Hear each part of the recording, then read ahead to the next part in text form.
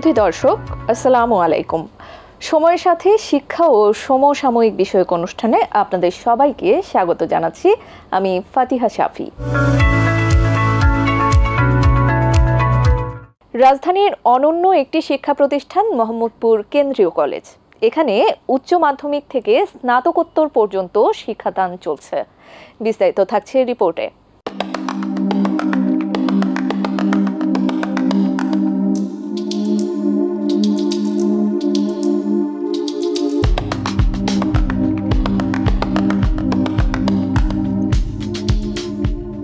মোহাম্মদপুর কেন্দ্রীয় কলেজ রাজধানীর অনন্য একটি শিক্ষা প্রতিষ্ঠান। মোহাম্মদপুর কেন্দ্রীয় কলেজ 1969 সালে গড়ে উঠেছিল। উচ্চশিক্ষা প্রতিষ্ঠানটি ব্যাপক সুনাম অর্জন করেছে। তার যোগ্যতা, দক্ষতা, অভিজ্ঞতার প্রসার ঘটেছে। বর্তমানে এখানে উচ্চ মাধ্যমিক থেকে স্নাতকোত্তর পর্যন্ত শিক্ষাদান চলছে।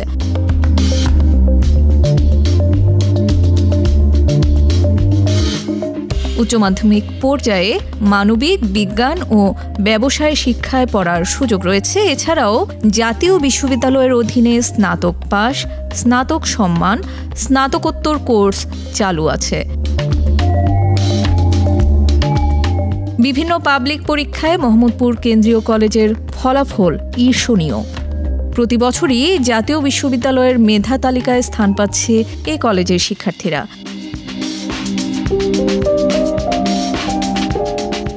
অনেকেই পাচ্ছে জিপিএ 5 ও প্রথম শ্রেণী।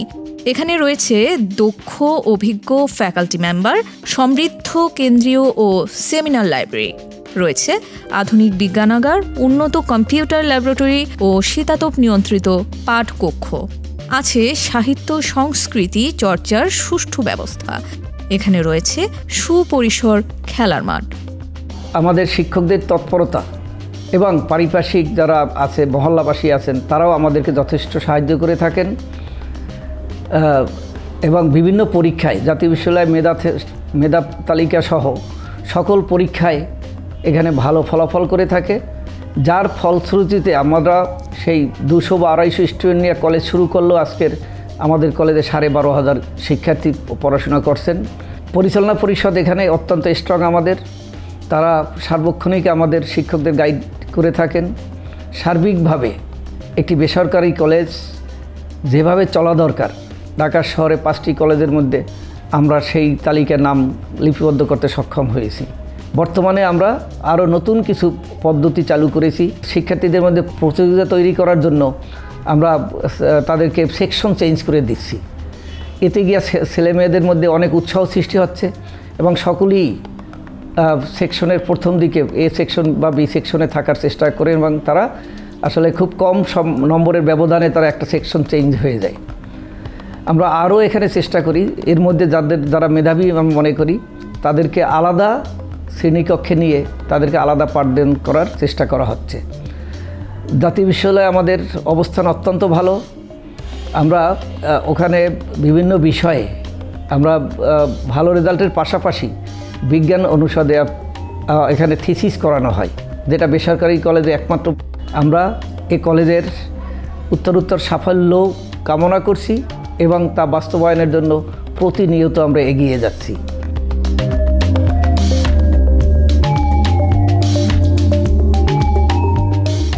জ্ঞানদান আর শারীরিক মানসিক উন্নয়নের মাধ্যমে ছাত্রছাত্রীদের পূর্ণাঙ্গ বিকাশের জন্য এখানে গড়ে উঠেছে অনন্য একটি পরিবেশ।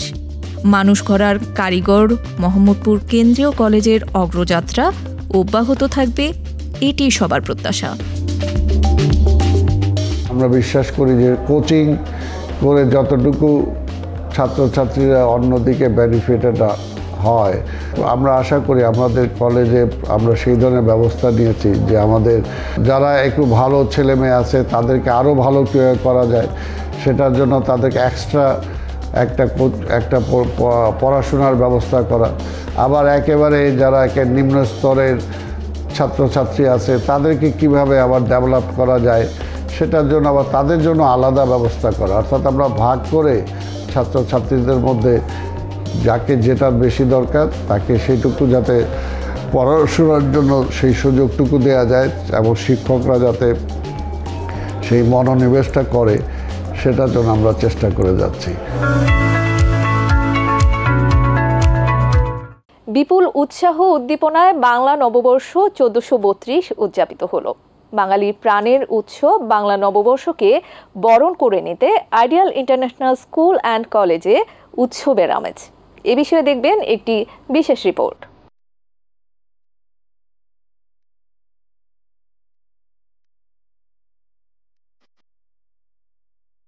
পহেলা বৈশাখকে স্বাগত জানাতে বর্ষবরণ উৎসব ও বৈশাখী মেলার আয়োজন করে রাজধানীর ideal international school and college.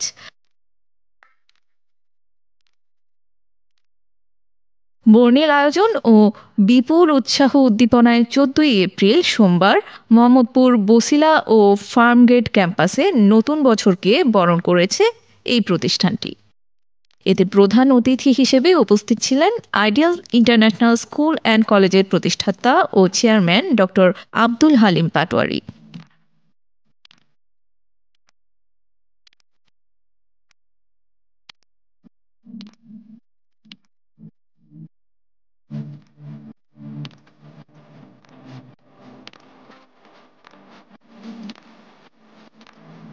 অনুষ্ঠানে বিশেষ অতিথি ছিলেন ইউসিসি গ্রুপের পরিচালক মোহাম্মদ কামাল উদ্দিন পাটোয়ারি, আইডিয়াল ল কলেজের অধ্যক্ষ মোহাম্মদ আলমগীর হোসেন পাটোয়ারি, আইডিয়াল কমার্স কলেজের অধ্যক্ষ অধ্যাপক মোহাম্মদ আমজাদ হোসেন এবং সংশ্লিষ্ট প্রতিষ্ঠানের নির্বাহী অধ্যক্ষ মরিয়ম আক্তার ও অধ্যক্ষ মোহাম্মদ আব্দুল জলিল।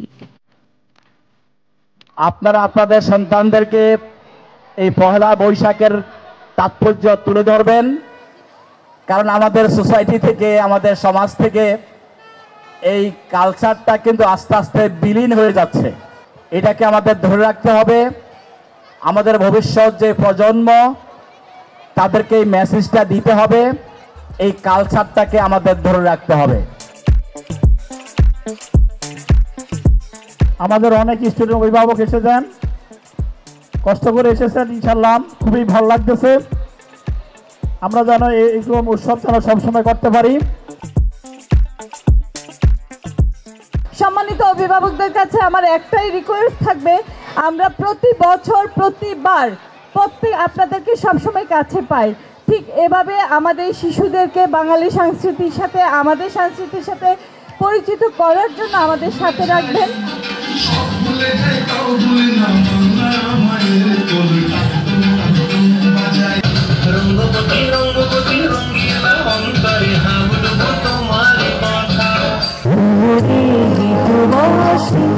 বর্ণাঢ্য আয়োজনে শিক্ষক, শিক্ষার্থী, অভিভাবক, কর্মকর্তা, কর্মচারীদের অংশগ্রহণে পহেলা বৈশাখ উদযাপিত হয়।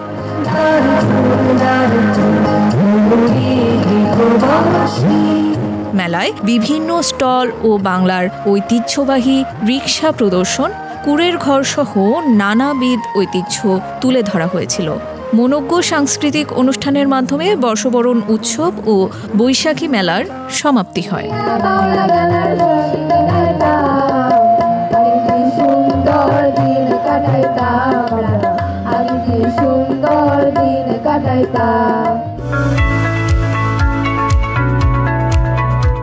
দেশের উন্নয়ন ও যুগের চাহিদা মেটাতে প্রয়োজন যুগোপযোগী নারী শিক্ষা। মেয়েদের উচ্চশিক্ষার ক্ষেত্রে একটি ব্যতিক্রমধর্মী শিক্ষা প্রতিষ্ঠান তেজগাঁও মহিলা কলেজ। এ বিষয়ে দেখবেন একটি বিশেষ রিপোর্ট।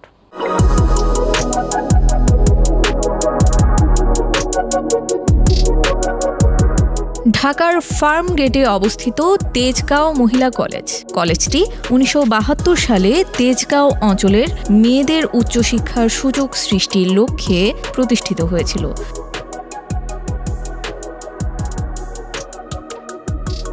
দেশের উন্নয়ন ও যুগের চাহিদা মেটাতে প্রয়োজন যুগোপযোগী নারী শিক্ষা। সেই লক্ষ্যে তেজগাঁও মহিলা কলেজ নতুন শতকের প্রত্যাশার সঙ্গে সঙ্গতি রেখে নব উদ্যমে যাত্রা শুরু করেছে।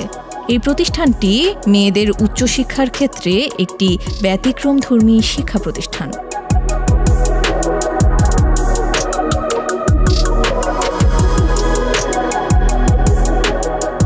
প্রতিষ্ঠা লগ্ন থেকেই উচ্চ মাধ্যমিক শ্রেণীতে বিজ্ঞান, মানবিক ও ব্যবসায় শিক্ষা শাখায় অত্যন্ত সুনামের সাথে শিক্ষা কার্যক্রম পরিচালিত হয়ে আসছে। 1987 সাল থেকে কলেজটিতে স্নাতক পাস কোর্স চালু রয়েছে। 2010-2011 শিক্ষাবর্ষে এই কলেজটিতে অনার্স কোর্স খোলা হয়েছে।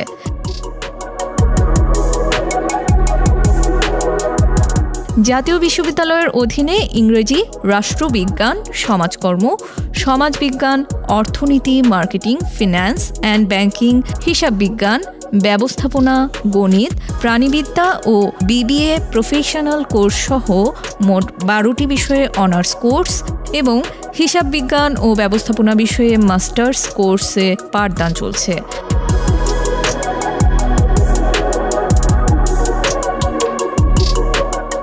তেজগাঁও মহিলা কলেজে শিক্ষা ব্যবস্থা অনেক উন্নত। এখানে যে সমস্ত টিচাররা পাঠদান করে থাকে তারাও অনেক যোগ্য। তারা বিভিন্ন ভালো ভালো প্রতিষ্ঠান থেকে লেখাপড়া করে এসে এখানে শিক্ষা কার্যক্রম পরিচালনা করছে।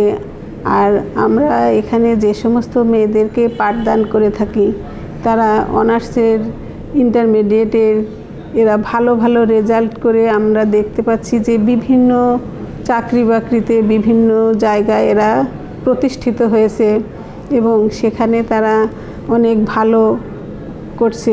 আমরা এত আন্তরিকভাবে তাদের পড়াশোনা করিয়ে থাকি, আমাদের এখানে যারা যে রেজাল্ট নিয়ে এসে ভর্তি হয় তার চাইতে আরও উন্নত রেজাল্ট করে এখান থেকে যায়।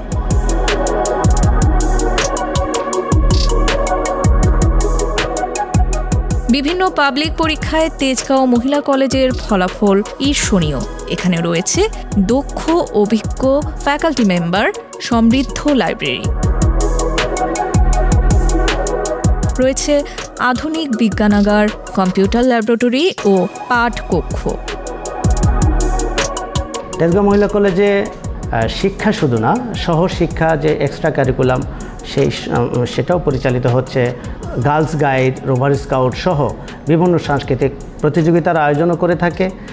নিয়মিত বিভিন্ন সাংস্কৃতিক প্রতিযোগিতায়, স্পোর্টস প্রতিযোগিতায় তেজগাঁও মহিলা কলেজ অংশগ্রহণ করে থাকে সারা দেশব্যাপী, এবং সেই সাথে সারা দেশব্যাপী বিভিন্ন এক্সট্রা কারিকুলামের অংশগ্রহণ, যেমন সায়েন্স ফেয়ার, অলিম্পিয়াডে অংশগ্রহণ করে থাকে।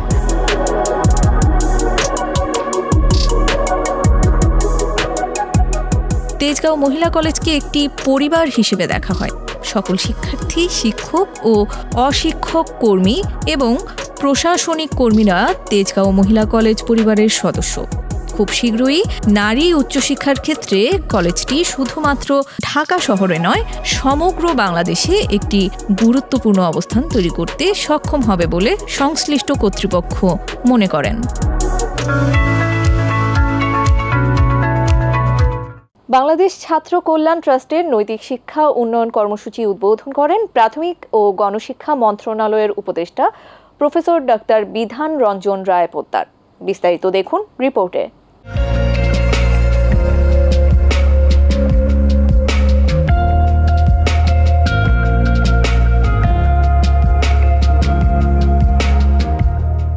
বর্তমান সামাজিক প্রেক্ষাপটে সর্বস্তরে নৈতিক মূল্যবোধের অবক্ষয় পরিলক্ষিত হচ্ছে।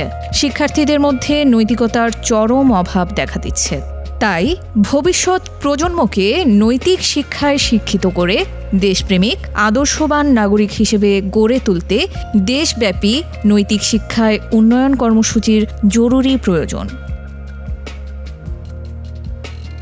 শিক্ষার্থীদের মূল্যবোধের অবক্ষয় রুখতে মোরাল এডুকেশন ডেভেলপমেন্ট প্রোগ্রাম বাস্তবায়নের কর্মসূচি হাতে নিয়েছে বাংলাদেশ ছাত্র কল্যাণ ট্রাস্ট। 9 এপ্রিল সকালে রাজধানীর সেগুনবাগিচায় আন্তর্জাতিক মাতৃভাষা ইনস্টিটিউট মিলনায়তনে এ কর্মসূচির আনুষ্ঠানিক উদ্বোধন করেন প্রাথমিক ও গণশিক্ষা মন্ত্রণালয়ের উপদেষ্টা প্রফেসর ডাক্তার বিধান রঞ্জন রায় পোদ্দার। বিভিন্ন ধরনের যে নৈতিক গল্পগুলো রয়েছে কিংবা ফ্যাবল, বিভিন্ন রকম যেন আপনার উপকথাগুলো রয়েছে, এসব ফ্যাবল বলি, আমাদের এখানে পঞ্চতন্ত্রের গল্পই বলি, কারণ আমরা দেখি আমাদের যে ধর্ম বইগুলো রয়েছে সেখানে দেখবেন সবসময় নৈতিকতার শিক্ষাগুলো দেওয়া হয় বেশিরভাগ সময়ই একটা কাহিনী বলে। কারণ মানুষকে নৈতিকতা সম্বন্ধে একটা প্রকৃত বোধ দেওয়ার জন্য কাহিনীগুলো খুব গুরুত্বপূর্ণ। ফলে বাচ্চাদের ক্ষেত্রে নৈতিকতার জন্য এই বিষয়গুলো গুরুত্বপূর্ণ। কারণ বাচ্চা বয়সে যদি তার আচরণের মাধ্যমে এটা অনবরত প্র্যাকটিস হয়, তাহলেই শুধুমাত্র ভবিষ্যতে আমরা আশা করতে পারি যে তার আচরণে এটা প্রকাশিত হবে।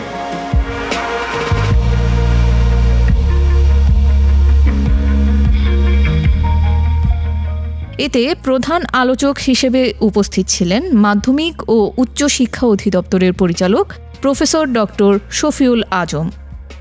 অনুষ্ঠানে মূল প্রবন্ধ উপস্থাপন করেন বাংলাদেশ ছাত্র কল্যাণ ট্রাস্টের ব্যবস্থাপনা পরিচালক প্রিন্সিপাল নূরে আলম তালুকদার। ট্রাস্টের vice chairman doctor Abdul Latif মাসুমের সভাপতিত্বে অনুষ্ঠানে অন্যান্যদের মধ্যে বক্তব্য প্রদান করেন সাবেক উপসচিব সৈয়দ হাবিবুর রহমান, গণ অধিকার পরিষদের মুখপাত্র ফারুক হাসান, বাংলাদেশ শিক্ষক কর্মচারী ঐক্যজোটের মহাসচিব মোহাম্মদ জাকির হোসেন, ট্রাস্ট মডেল একাডেমির ভাইস প্রিন্সিপাল মুস্তাকিমা ইসলাম মিম প্রমুখ।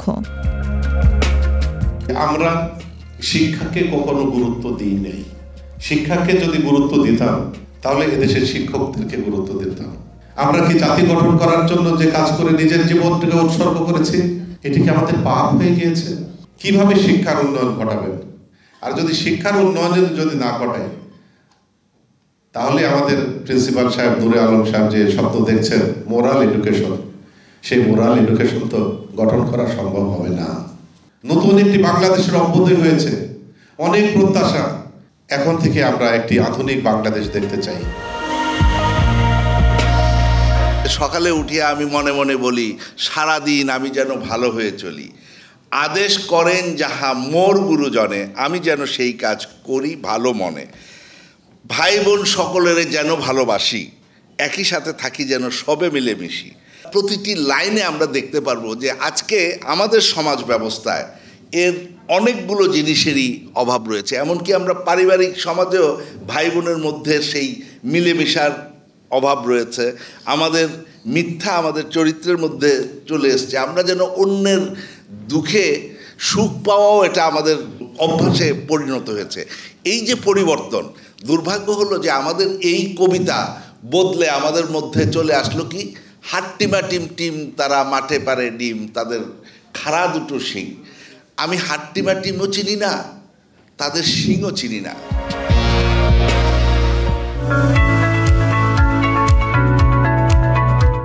আজ আমাদের আলোচনার বিষয়বস্তু আমরা চূড়ান্ত করেছি শিক্ষা সংস্কার কমিশন গঠনে কেন গড়িমসি, শিক্ষা কি অবহেলিতই থাকবে। আর এই বিষয়ে আলোচনার জন্য আমাদের স্টুডিওতে উপস্থিত আছেন দুজন সম্মানিত অতিথি। আমাদের সাথে প্রথমেই যিনি আছেন প্রফেসর ডক্টর আব্দুল লতিফ মাসুম, প্রাক্তন ভাইস চ্যান্সেলর, পটুয়াখালী বিজ্ঞান ও প্রযুক্তি বিশ্ববিদ্যালয়, এবং আমাদের সাথে আরও আছেন প্রিন্সিপাল নূরে আলম তালুকদার, ব্যবস্থাপনা পরিচালক, বাংলাদেশ ছাত্র কল্যাণ ট্রাস্ট। আমি প্রথমেই প্রফেসর ডক্টর আব্দুল লতিফ মাসুম আপনার কাছে চলে যাব। যে অন্তর্বর্তী সরকার আসলে দায়িত্ব নেওয়ার পর থেকেই অনেকগুলো দাবি দেওয়া ছিল মানুষের, সেই দাবি দেওয়ার মধ্যে 11টি দাবি দেওয়া ইতোমধ্যেই পূরণ হয়েছে, কিন্তু শিক্ষার বিষয়ে আসলে সেরকম কোনো পদক্ষেপ নেওয়া হয়নি। শিক্ষা সংস্কার কমিশন এখন পর্যন্ত কেন গঠিত হয়নি সে বিষয়ে প্রথমেই জানব। বাংলাদেশ জনগোষ্ঠী একটি রাষ্ট্র গঠন করেছে, কিন্তু অত্যন্ত দুর্ভাগ্যের বিষয় যে এই দেশ জাতি রাষ্ট্রের জন্য যে কাঙ্ক্ষিত জনগোষ্ঠী, যে সুনাগরিক বা নৈতিক নাগরিক তৈরির যে চেষ্টাটি, সেটি সবসময় অনুপস্থিত থেকেছে। খুব কষ্টের কথা যে রাজনীতিবিদরা শুধুমাত্র ক্ষমতা এবং শুধুমাত্র ক্ষমতা নিয়েই তাদের রাজনীতি, তাদের দেশনীতি পরিচালনা করেছে। সারা বাংলাদেশে শিক্ষা ব্যবস্থার ক্ষেত্রে একটা নৈরাজ্য বিরাজ করছে, অরাজকতা বিরাজ করছে। এটি নীতিগত অবস্থান থেকে তো বটেই, সিলেবাস, কারিকুলাম, শিক্ষার পরিবেশ, শিক্ষক রাজনীতি, ছাত্র রাজনীতি, একটি অসম্ভব রকম অব্যবস্থা, অরাজকতা বিরাজ করছে। এই অরাজকতার অবসান তো প্রতিটি নাগরিকই চায়। সুতরাং জনগণের দাবি এবং আমাদের মতো শিক্ষকদের পক্ষ থেকে আমাদের দাবি যে অবিলম্বে একটি জাতীয় শিক্ষা কমিশন গঠন করা এবং সেটি একটি স্থায়ী শিক্ষা কমিশন যেন হয়। জি, ধন্যবাদ। আমরা জনাব প্রিন্সিপাল নূরে আলম তালুকদার আপনার কাছে চলে যাচ্ছি। আমরা জানি যে শিক্ষা সংস্কারের যে বিষয়টি সেটি কিন্তু একটি দীর্ঘমেয়াদী প্রক্রিয়া এবং অন্তর্বর্তী সরকার সেদিকে যথাযথভাবে কিন্তু নজর দিচ্ছে না, সে ব্যাপারে কিন্তু আমরা সবাই কিন্তু অবগত। কিন্তু আমরা জানি যে মানুষের যে মৌলিক চাহিদাগুলো রয়েছে তার মধ্যে শিক্ষা অন্যতম এবং শিক্ষাই কিন্তু মূল স্তম্ভ হিসেবে কিন্তু আমরা শিক্ষাকে ধরে নিতে পারি। তাহলে এখন পর্যন্ত যে শিক্ষা সংস্কার কমিশন সেটি যে জরুরি ছিল সেটি কেন আসলে তাদের মনে আসছে না, আপনি কি মনে করছেন? এ পর্যন্ত বাংলাদেশ ছাত্র কল্যাণ ট্রাস্ট থেকে আমি প্রায় সরকারের যারা হেভিওয়েট উপদেষ্টা ইনক্লুডিং শিক্ষা উপদেষ্টা সহকারে সবার সাথে আমি কথা বলেছি, সবার সাথে সাক্ষাৎ করেছি, জাতীয় প্রেস ক্লাবে সেমিনার করেছি। দেশের বিদগ্ধ শিক্ষাবিদ যারা শিক্ষা নিয়ে কাজ করেন, যারা শিক্ষানুরাগী, শিক্ষা গবেষক, এদের সবাইকে ঐক্যবদ্ধ করে আমি সরকারের কাছে দাবি তুলেছি। তার কারণ হচ্ছে আমাদের মানুষ গড়ার যে মূল কাঠামো, যে মূল হাতিয়ার, সেটা হচ্ছে শিক্ষা। সবার আগে এই শিক্ষা ব্যবস্থাটাকে যদি আমরা ঠিক করতে পারি, আমাদের আর অন্য কোনো সংস্কারের প্রয়োজন হবে না। কারণ একজন মানুষ যদি নীতি নৈতিকতা সম্পূর্ণ আদর্শ সুনাগরিক, দেশপ্রেমিক নাগরিক হয়, তার দ্বারা কোনো অন্যায় করা সম্ভব হবে না। সুতরাং একজন মানুষকে প্রকৃত মানুষ হিসাবে গড়ে তোলার মূল হাতিয়ার হচ্ছে শিক্ষা। আর সেই শিক্ষা ব্যবস্থাটাকে, শিক্ষা কাঠামোটাকে দীর্ঘমেয়াদীভাবে এটাকে সংস্কার প্রক্রিয়া রেখে সেই শিক্ষা ব্যবস্থাটাকে যদি আমরা আন্তর্জাতিক মানের করতে চাই, তাহলে আমাদের অবশ্যই শিক্ষা কমিশনের প্রয়োজন আছে। আমি এমনও উপদেষ্টার সাথে কথা বলেছি, উনি খুব ক্ষমতাশালী একজন উপদেষ্টা। উনি আমাকে বলল যে দেখেন 1972 সালে কুদরতে খুদা শিক্ষা কমিশন থেকে কোন শিক্ষা কমিশনটা বাস্তবায়ন হয়েছে। তাই আমি বলছি স্যার, সেটা শিক্ষা কমিশন বাস্তবায়ন করার দায়িত্ব হচ্ছে সরকারের, সেটা তো এই দেশের জনগণ তার জন্য দায়ী না, এটার জন্য দায়ী সরকার। আপনারা শিক্ষা কমিশন করবেন, কমিশন যে প্রস্তাবনা দিবে সেই প্রস্তাবনা কার্যকর করার দায়িত্ব হচ্ছে সরকারের এবং শিক্ষা মন্ত্রণালয়ের। সেটা যদি আপনারা করেন, অবশ্যই আমাদের শিক্ষাক্ষেত্রে ব্যাপক উন্নতি সাধন হবে। আমরা কেন জানি দেখতেছি যে আমাদের সব কিছুর থেকে অবহেলিত হচ্ছে শিক্ষা, অথচ আমাদের মূল কাঠামো, মূল লক্ষ্য হওয়া উচিত ছিল শিক্ষা। একটা জাতিকে আপনি যদি উন্নত করতে চান, একটা ব্যক্তি থেকে ব্যক্তি, প্রতিষ্ঠান, সমাজ, রাষ্ট্র থেকে যদি আপনি বিশ্বকে উন্নত করতে চান, তাহলে আগে আপনাকে শিক্ষা ব্যবস্থাকে উন্নত করতে হবে। যে জাতির শিক্ষা ব্যবস্থা যত বেশি উন্নত, সে জাতি তত বেশি উন্নতি লাভ করছে। কিন্তু দুঃখের বিষয়, আমরা আমাদের দেশে এখনও একটা এনজিও কাঠামোর মধ্যে আমাদের দেশটা চলতেছে।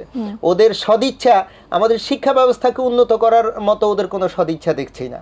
বাংলাদেশ ছাত্র কল্যাণ ট্রাস্ট থেকে আমার শ্রদ্ধাভাজন স্যারও কিছুক্ষণ আগে বলছেন, আমরা আগামী 26 তারিখে দেশের সকল রাজনীতিবিদদেরকে নিয়ে আমরা সর্বদলীয় শিক্ষা সংলাপের আয়োজন করেছি।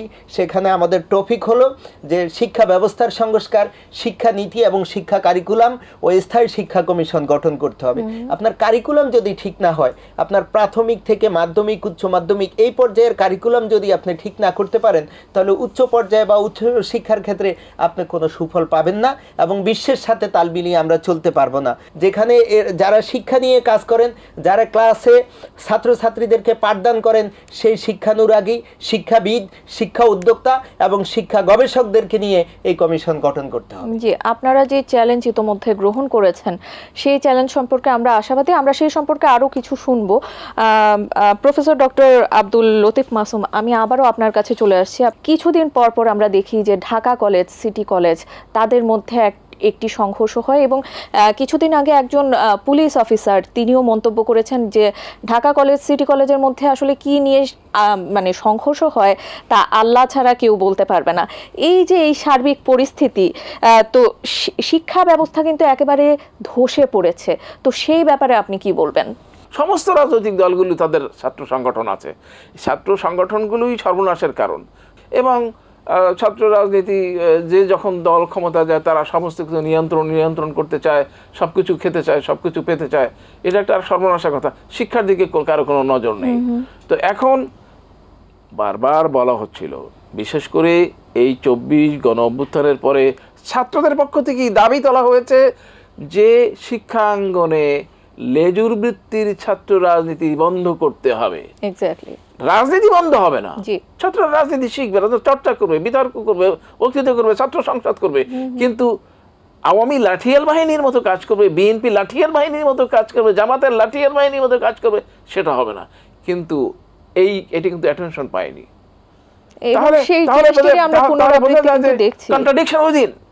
কন্ট্রাডিকশন উইদিন, মানে এর মধ্যে নিশ্চয়ই ঘাপটি মারা একটি দল, একটি সম্প্রদায়, একটি অংশ আছে যারা বাংলাদেশে সুস্থ শিক্ষাঙ্গন দেখতে চায় না। তারা মতলববাজ।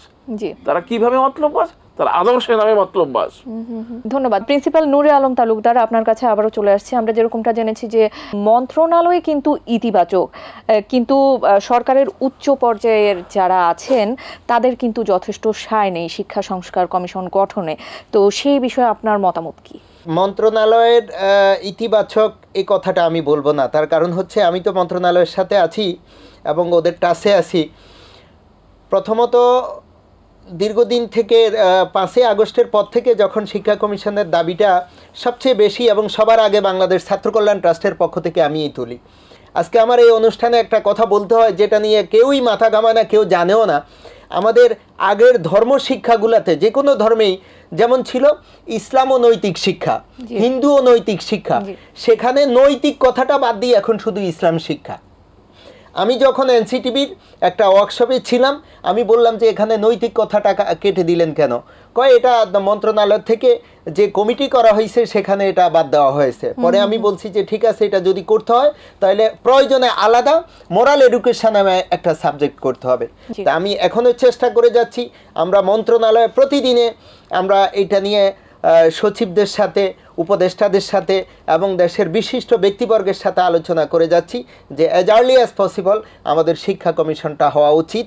আমরা এ নিয়ে দেশের বিশিষ্ট বিদগ্ধজনদের সাথে গণমাধ্যমেরও আমরা বিশাল ভূমিকা আছে বলে মনে করি এবং ওনাদের সহযোগিতা, সকল ধর্ম দল মত নির্বিশেষে সবার সহযোগিতা কামনা করব আমাদের শিক্ষা কমিশন। আমরাও সে ব্যাপারে যথেষ্ট আশাবাদী।